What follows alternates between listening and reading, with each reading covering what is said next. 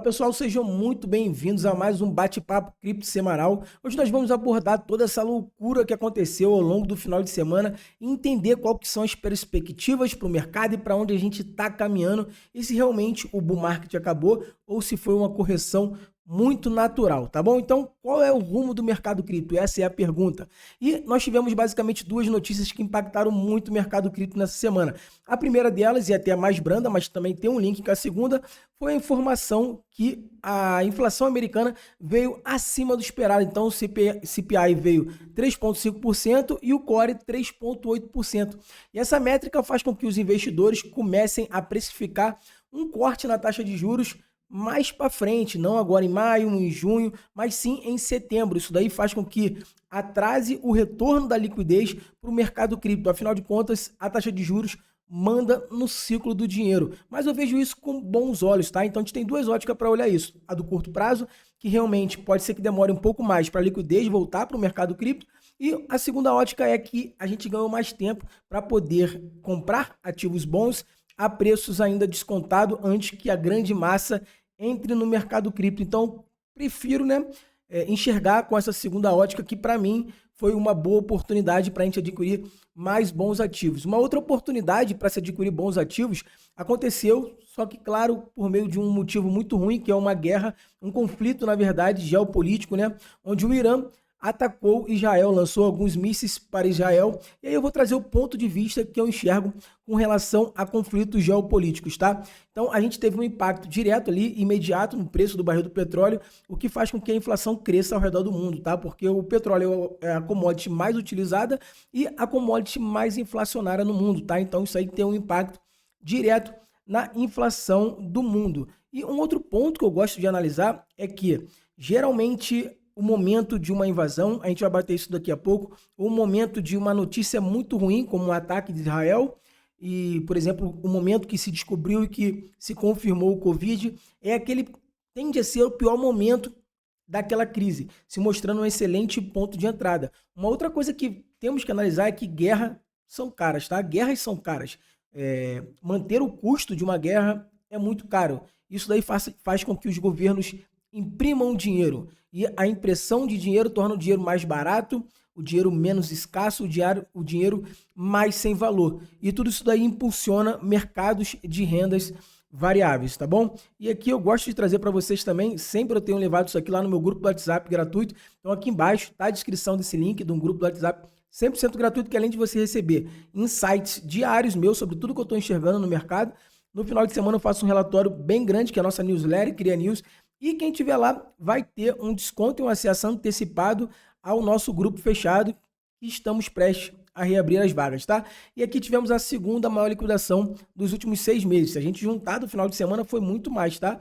Mas apenas em um dia nós tivemos aqui, quase $1 bilhão sendo liquidados. A grande maioria em longs, ou seja, trades apostando na alta do mercado, 221 milhões. Isso daqui ajuda o mercado a cair mais ainda em efeito cascata, beleza? Então, essas foram as notícias que impactaram diretamente nessa queda que a gente viu de mais de 10% aí, de 2 dígitos no mercado cripto, que realmente foi uma queda relevante, mas que eu vi como oportunidade, me posicionei, inclusive o mercado já voltou boa parte do que caiu e se mostrou uma oportunidade naquele momento. E eu falei muito isso no meu Instagram, inclusive eu vou trazer aqui por que aquilo ali foi uma oportunidade. Porque comprar o medo sempre tem sido a melhor estratégia. Então, Warren Buffett já dizia que compre ao som dos canhões e venda ao som dos violinos. Geralmente, o pior momento, aquele momento que todo mundo está com medo, está tendo aquela fuga de liquidez, são momentos bons para se posicionar em alguns ativos. Nós vimos isso recentemente na crise do Covid, que quem se posicionou naquele momento realmente gerou muita riqueza ao longo do ciclo. E aqui eu trouxe para vocês que comprar a invasão, no caso de guerras, ou então comprar ali propriamente dito o fato de quando a gente teve a confirmação, a comprovação do Covid, tem sido uma estratégia muito boa. Então aqui, quando a gente teve o anúncio da invasão no Golfo, aqui intervenção dos Estados Unidos, aqui no Vietnã, Golfo, Afeganistão, Iraque e aqui na Crimeia, que foi a última, né? Então todas as vezes que alguém comprou aqui, no momento da invasão, teve uma performance muito boa, que aqui o mercado corrige bem, corrige bem no momento da invasão, corrige bem e corrige bem. Então foi o que aconteceu também nesse final de semana. Quem soube aproveitar já fez um bom lucro. Quer dizer que o mercado não vai cair mais? Não, não estou falando isso de forma alguma. O curto prazo é sempre uma aposta, mas o médio e longo prazo está muito claro que a gente está numa tendência de alta muito grande. Então eu aproveito esses momentos de crash, flash crashes, né, para me posicionar. E aqui a gente teve uma notícia boa também, é que a gente acabou de ter a aprovação do ETF Spot de Bitcoin e Ethereum em Hong Kong, tá? Então, duas grandes empresas chinesas acabaram de ter os seus ETFs, seus fundos de investimentos à vista em Bitcoin e Ethereum aprovados. Isso daqui facilita a entrada de institucional, a entrada de varejo, por meio do mercado que eles já são acostumados, que é o mercado de uma bolsa de valores. Vamos dizer assim, aqui ele se expõe ao Bitcoin comprando a cota de um fundo que tem todo um arcabouço fiscal e jurídico, e aí faz com que os grandes players se posicionem.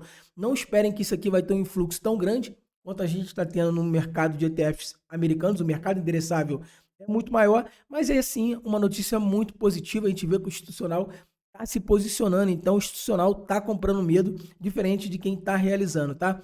E aqui muita gente me pergunta, né? Mas aí, depois do halving é lua? Não, galera, não significa que depois do halving é lua, mas após o halving nós tivemos 3 halvings por enquanto só. O Bitcoin tem 15 anos de existência, então a gente tem um passado muito curto para poder estudar. Mas a gente teve 3 halvings até agora e o que a gente pode tirar de ensinamento é misto, tá? Então em 2012 a gente teve aí num período de um mês pós-halving uma valorização de 9%, 3 meses 167%, 9 meses 900% e em um ano 8.000%.